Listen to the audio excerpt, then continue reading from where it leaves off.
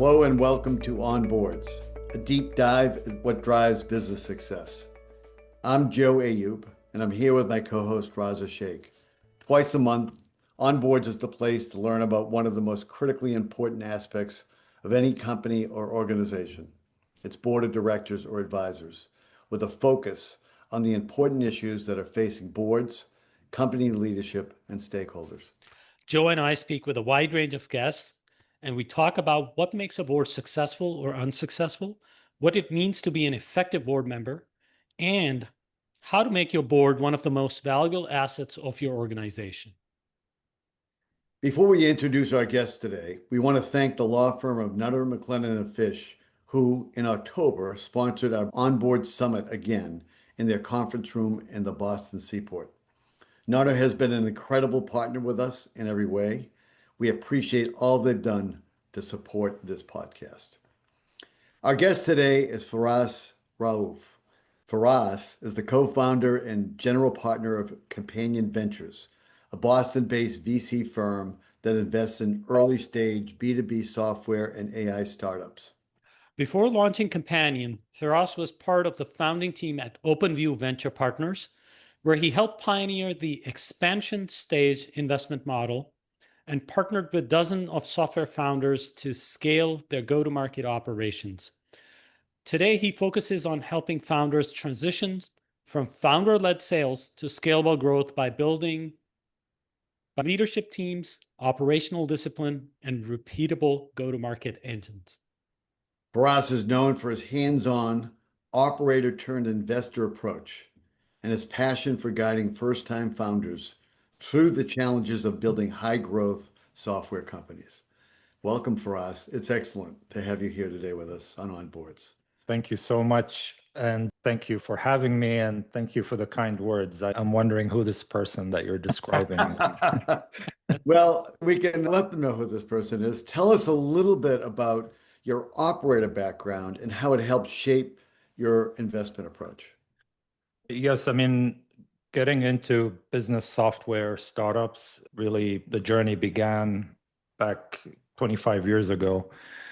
And it started with being a co-founder of 3 startups, 2 of them in the dot-com days, and went through that experience of the ups and downs, which is somewhat what founders are living through right now, hopefully no downs. The 3rd startup was one that became VC funded. And so I got to experience being on the receiving end of VC investment and advice and being on a startup board and all of those dynamics.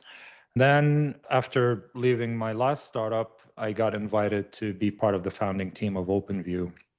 In the process of doing that, I spent a year at Insight Venture Partners before we spun out of Insight to start OpenView. So that gave me exposure to how Insight operated and then how we built OpenView and the experience of 10 years at OpenView, not only seeing OpenView grow, but also our portfolio companies grow. That then led me to co-founding Companyon. The theme in all of these initiatives and all of these firms and companies is early stage software startups. And over 25 years being on the operator side as well as on the investing side in 3 different VC firms, it just built up sort of this pattern recognition that I think is somewhat valuable to our founders because I can just sort of see ahead when they can't because they just haven't done it before and certainly not to that extent. Exactly. That's great. That's very helpful. So with that in mind, talk about what you mean by expansion stage investment and what the hands-on approach entails and how it differentiates you from what other early stage investors are doing. Right. So without getting into sort of the funding rounds, which is typically how people talk about evolution of a software startup, I think we should talk operationally about the operational evolution of a startup. You typically have the very early stages where it's pre-revenue to the first set of accounts and customers that you close. And that stage is, on the one hand, all about finding product market fit. So you're either starting with a problem and building a solution for it, or you start with some technology and you go looking for a problem. So it's either the hammer or the nail. Either way, you are fumbling around for a year, two, three, perhaps pivoting to some extent, one or two times, to finally for something to click. Through that process as well, the founders are sort of figuring themselves out and whether they can work together and is this the right team and so on. So there's all kinds of dynamics at the very early stage before you even have a business that can scale. Then the next stage, which we refer to as the early expansion stage, is when you feel like you have early product market fit, the founding team has settled into a good rhythm. You understand who your customers are, how to reach them, how to message to them, how to sell to them, how to service them, and how to renew the contracts a year later. You get this sort of aha moment or this moment of relief where you say, oh, we figured it out. Now we're ready to scale.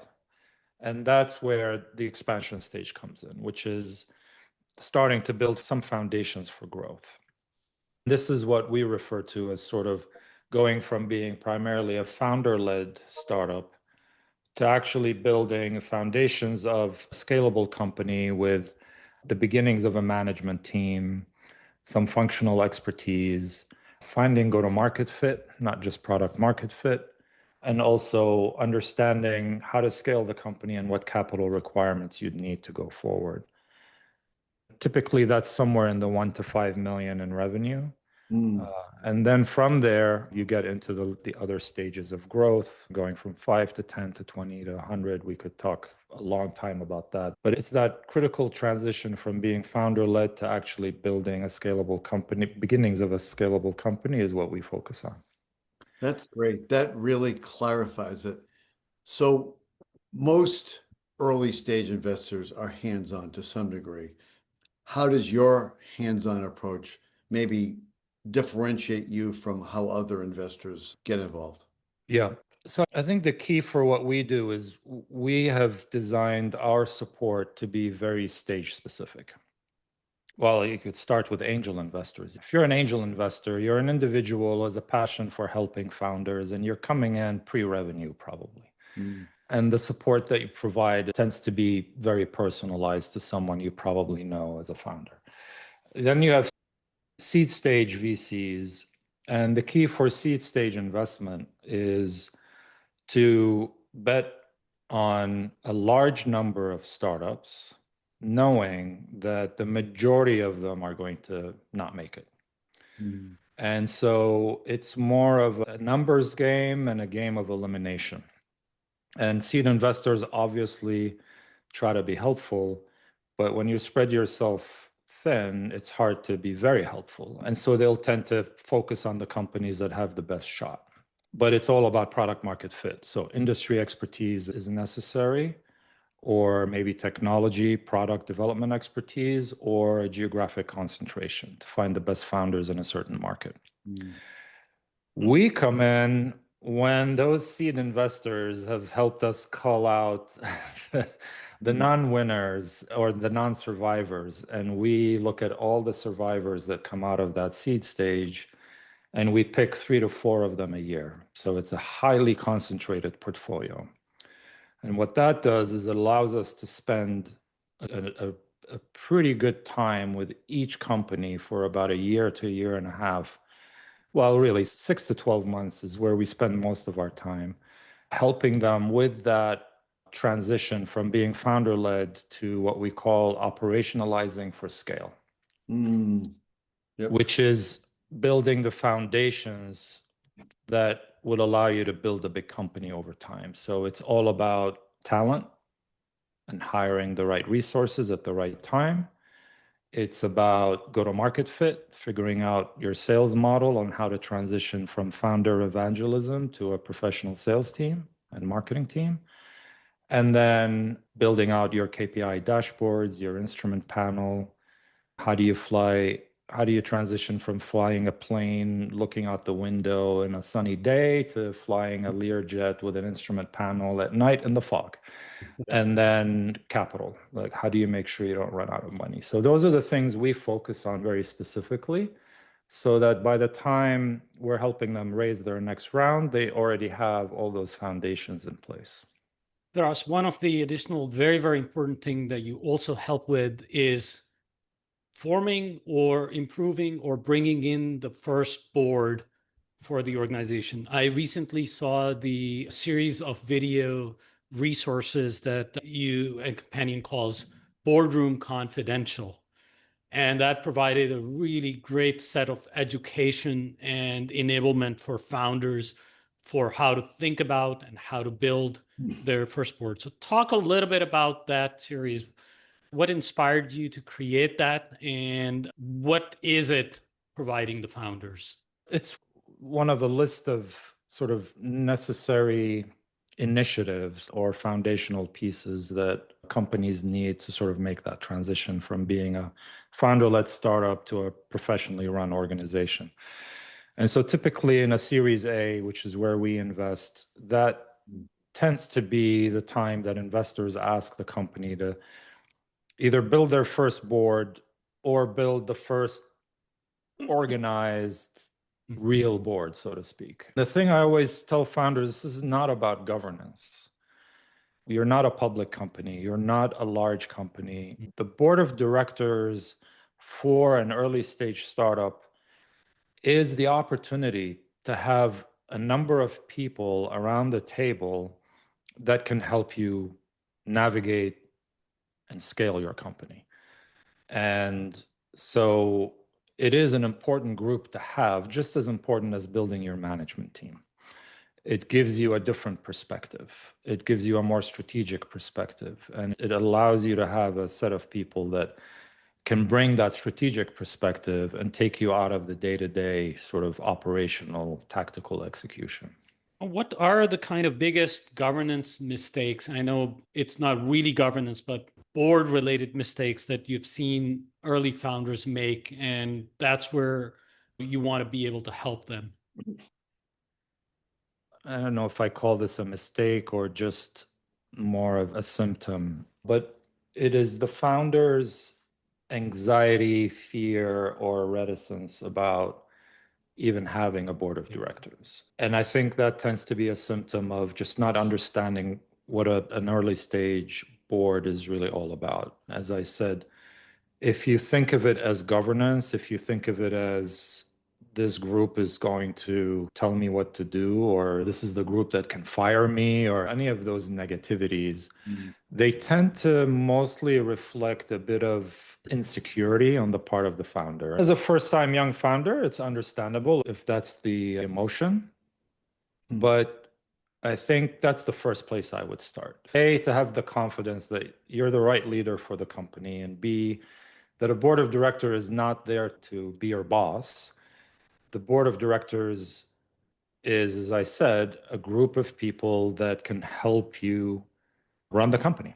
I think it includes kind of educating and ensuring them that the people on the board that you will get should be the one that are best suited to help the company with their experience, skills, and kind of actually problem solving with you. We go sometimes as far as saying them, hey, view this as free labor for you to help your company rather than viewing it as an encumbrance, an impediment, or slowing you down and so on. I think often it is kind of that education.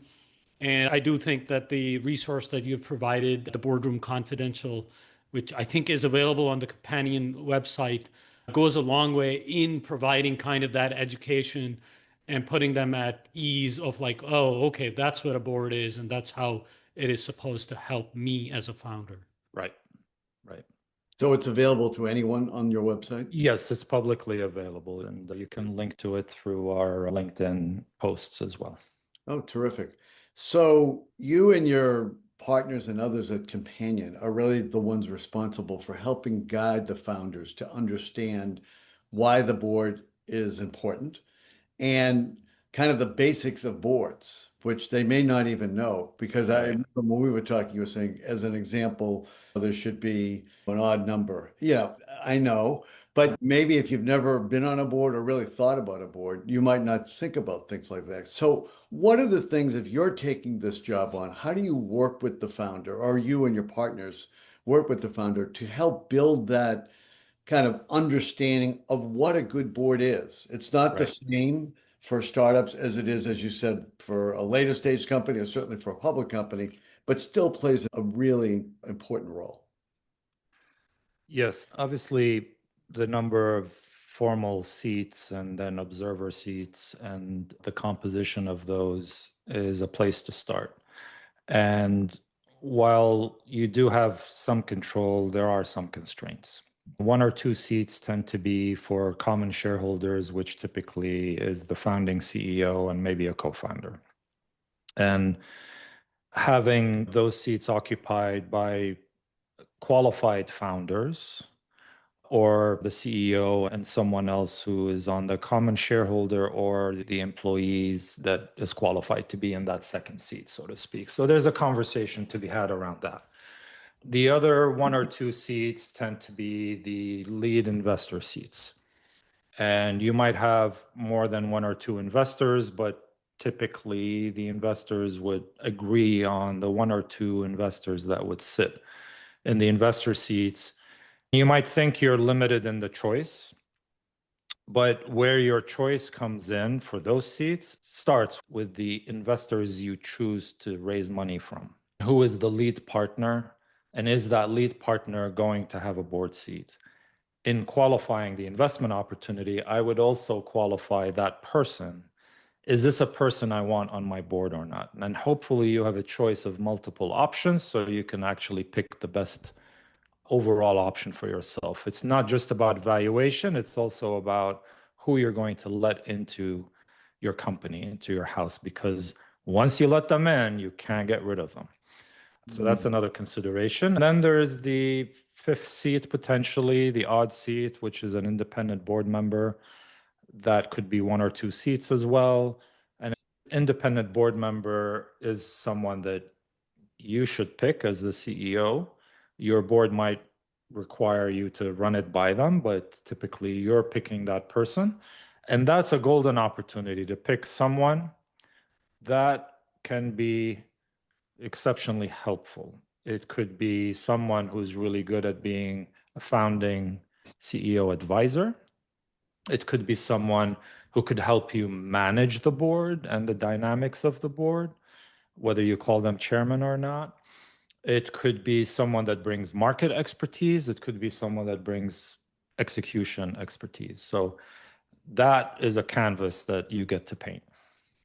So obviously the choice of that independent, especially if there's only one, is important.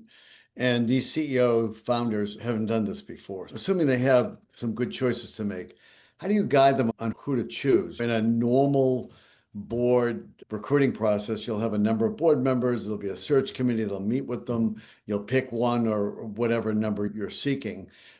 That process, I don't think goes on in the early stage Right. companies you're talking about. So how do you make sure as an investor that the choice they're making really gets value for that seat, that the person that's sitting there is going to add as much as that seat really needs to add? Well, I think the key word you said was recruiting. So I think you should approach it as you are recruiting a board member. And just like you're recruiting a senior executive for your company, you have to start with what's your strategy? What are your goals? What are you trying to achieve in the next 2 to 3 years? What are some key resources or expertise you need to have to be able to achieve your goals? And then that sort of percolates up to, all right, so for the independent board member, based on our goals and objectives, what would be the ideal profile? Do we need industry expertise? Do we need someone who can open doors for us? Do I, as the CEO, need some mentorship? Is that appropriate as a board member or as a CEO advisor? separate from the board? Do I need someone to help me manage the board? So literally you start with, what am I trying to achieve by adding this persona? And then figuring out, what does the persona look like? And then putting together a pretty typical recruiting process to go find that person. And you help the founders through that process. Yes, it's pretty typical for any investor to do that. We also have a talent management function, and we do some recruiting for our portfolio companies. So sometimes we actually help not just defining the persona, but also we help in recruiting the persona. But typically, the entire board sort of tries to help in that process. How do you, since it's one, maybe one independent seat, how do you make sure that the CEO is not picking someone because they want someone that will support them, because they want some measure of control over the board, Right. versus the real value that that board seat can add? Is it a conversation? Is it something you look at the people that they're considering? What is it you do to make sure they're really getting the most value as opposed to just worrying about trying to control the board? Well, if that's the problem they are solving for, they would include with that some characteristics in that person that would actually be helpful. So Yeah. you could still prioritize independence equals be on my side, but still find a value adding persona. So try to do both if you're going to do that. So for us, this event is very unique in the cosmos that a new board or a new proper formal board is getting formed. And it is a really, really important opportunity to set the board culture or the board's function, actual day to day. It may involve a lot of tactical, but do you give them kind of like a checklist of things to do? Like, okay, schedule your board meetings, get a D&O insurance, do this, when a board is getting formed and getting put into motion, so to speak. So what we see is usually the Series A transition, and in the deal itself, you'll have a requirement for either formation or expansion or changes in the board. With that, there'll be the request for D&O insurance and stuff like that. Those are the basics. Then once you get into the point of actually preparing for a board meeting, yes, we do have a checklist of things. We have a sample board deck. We have a sample KPI dashboard. We have a sample set of financials and stuff like that. That's a whole conversation around what is that checklist and how to prepare for it and all that. But there's definitely sort of a basic set of tools and items that we provide to help them prepare. At this early stage, what's the primary importance of the observers that you might invite into the room? It just gives you an opportunity to have more voices and perhaps more qualified voices. If, as you mentioned earlier, the fifth seat is an independent, the CEO wants to have an ally, and so they didn't really hire or recruit the best persona, well, you can use the observer board seat to get the real value adding independent. The investors that don't get a board seat sometimes ask for an observer seat because they want to be in the room. And then I would say the observer seats tend to be for that subject matter experts and then the other investors. Yeah, at the early stages, I've always viewed it as, again, additional help, pair of hands, understudies, and so on. It's basically a startup could use all the help they could get. Right. Right. Does the role of the observer change as the company becomes more mature? Do you look for different characteristics, I guess, in a board observer, or does that pretty much stay the same? Not necessarily from a governance standpoint. These companies are still young enough and private that we don't tend to get into those issues. I do think that you should sort of keep things fresh, so to speak. And so any board member really that has been there more than 2 years, it's rare that you haven't picked their brain dry. I think it's good to kind of cycle people out. So one thing we do at Companyon, if we still have a formal board seat after 18 to 24 months, we tend to have one of our venture partners basically take our seat. And in doing that, we're also looking for some expertise that this person could bring that we are not bringing anymore. I had a case of one company, it's in the payments industry and supply chain industry. One of our board members is an expert on payments technology. And so I presented the idea to the CEO. She connected with him, loved him, and he took my seat basically and brought a wealth of information and expertise around the market that they're in. And it was a step function in being helpful because my help was all about early operational support and his help was all about market expansion. I think it is refreshing to recognize and be self-aware that the board needs to be evolved. And I think in startup and VC-backed boards over time, they do for a number of different reasons. But Joe and I often talk that offboarding is one of the hardest things, but being for you, for us, for example, to be aware, saying, I think I need to add real different skills here at this moment is really, really great. I echo that. That is not the typical attitude of most board members, including investor board members. So I think that's fantastic. Your actions are reflecting what your theory is, because you're saying we're going to put people in the room that are most likely to help this company at this stage. After a couple of years, probably everything that maybe a board member has to offer to that company has been done. Yes. Now you got to keep moving. What a valuable perspective I think that is. So along those lines, how do you teach founders about how to keep a board healthy, if you will, and how to use a board in the most effective way it can be used? Well, it's very easy for the founder to know when things are not going well.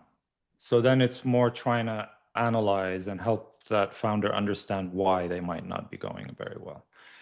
I would say the number one reason for the board dynamics not feeling very good tends to start with the company's performance is not going well.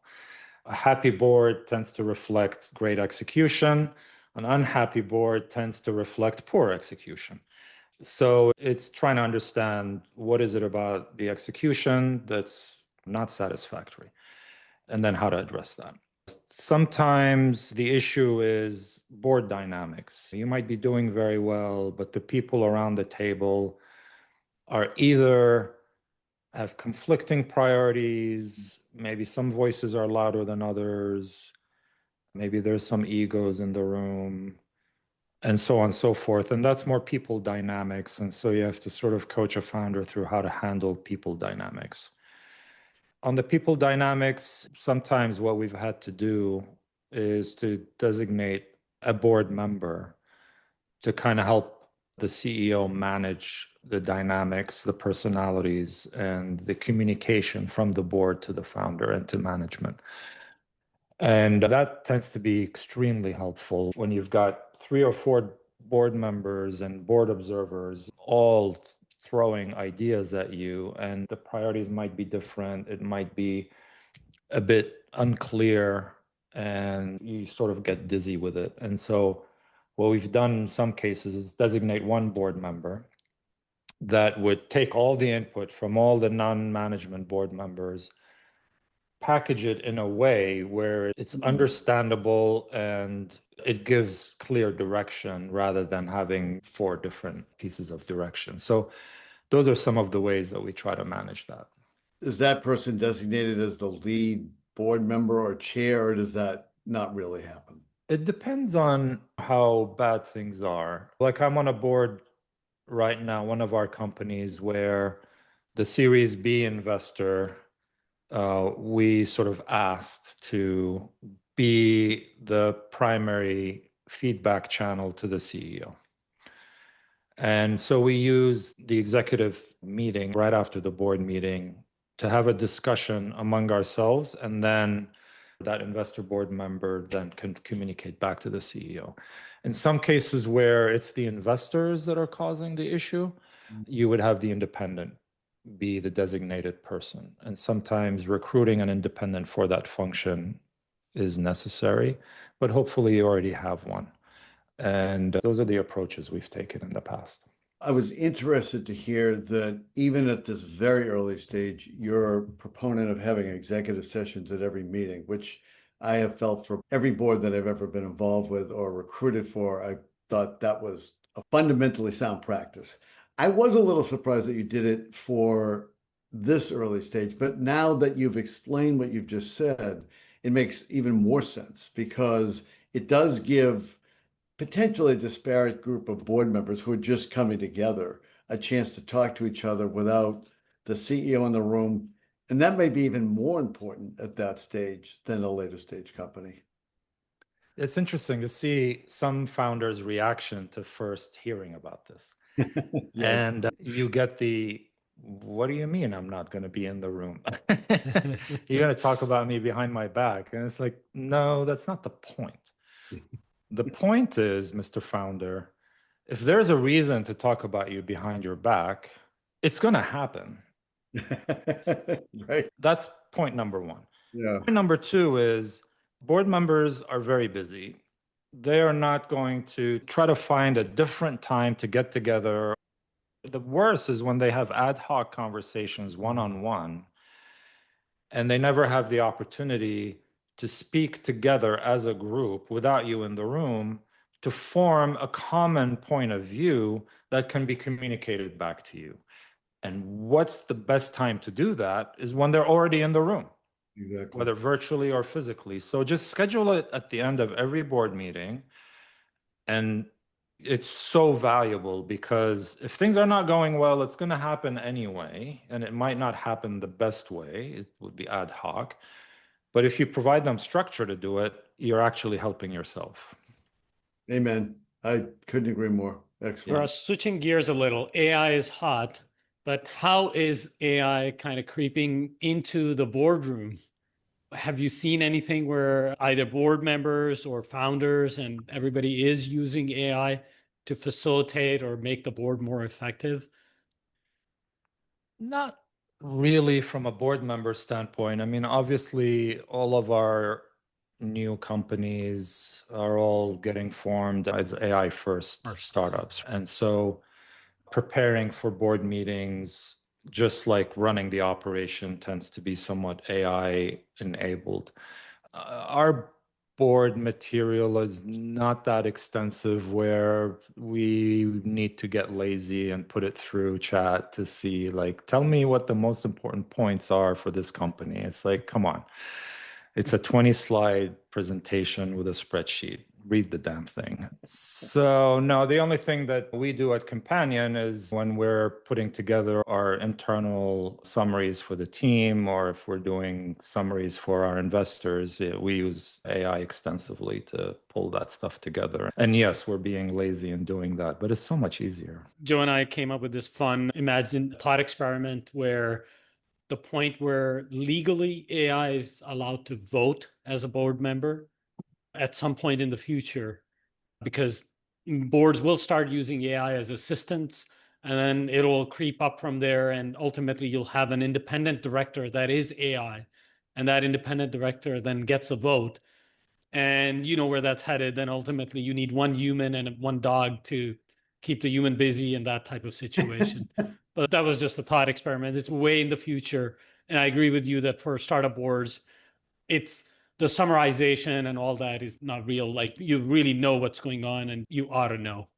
That's okay. By that time, the founder will be a bot too, and then we can go on vacation. It's AI versus AI. Right. For us, we earlier alluded a little bit of that conflict and misalignment of different board members, as over time, we know that there will be different classes of shares represented by different board members and common as well, and so on. Now, the board is fiduciary to all shareholders and the company. How have you seen those misalignment conflicts, and especially, for example, if there's a M&A offer and one series is going to make less money or no money in that deal versus the other, how have you seen mechanics or ways of resolving these misalignments and conflicts in early stage boards? I think almost by definition, when board dynamics start to get shaky or people are not aligned, it tends to be when things are not going exceptionally well. And then it's different degrees of what's the definition of things not going well. I think that if you get to the point where you're actually thinking about the rights of different shareholders and who's blocking who and all that, why are you even thinking that? Because things might not be going well. And so it's trying to understand, how do we address that fundamentally? So that's just getting at the core of the issue. So some examples of that would be different stages of investors.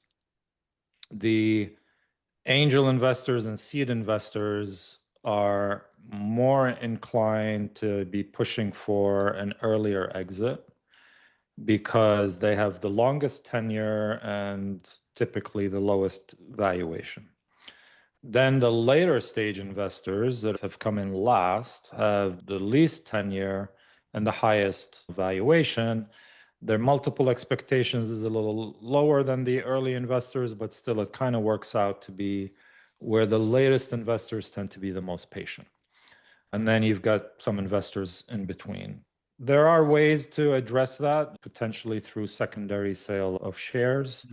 And you should always, in every round of funding, try to provide your investors an opportunity to sell some of their shares. Founders don't think about that because all they're thinking about is, I'm raising money for the company. I don't care about anything else, unless it's secondary for them, and then it's very important. So always be thinking about that. The other thing is, with every round of funding, you get an opportunity to clean up your board. And one of you guys mentioned earlier, it's like a bit awkward to ask a board member to get off the board. Well, the best time to do it is when you're raising a round of funding and you go ask the investor who's giving you the term sheet, say, hey, do you mind putting in something in there about changing the board composition and be the bad cop? And most of them would be happy to do that. Then I think when it comes to M&A, this is something I'm very passionate about. And it is this concept that most startups don't IPO. So by definition, you are going to get acquired. Accept that and get over it.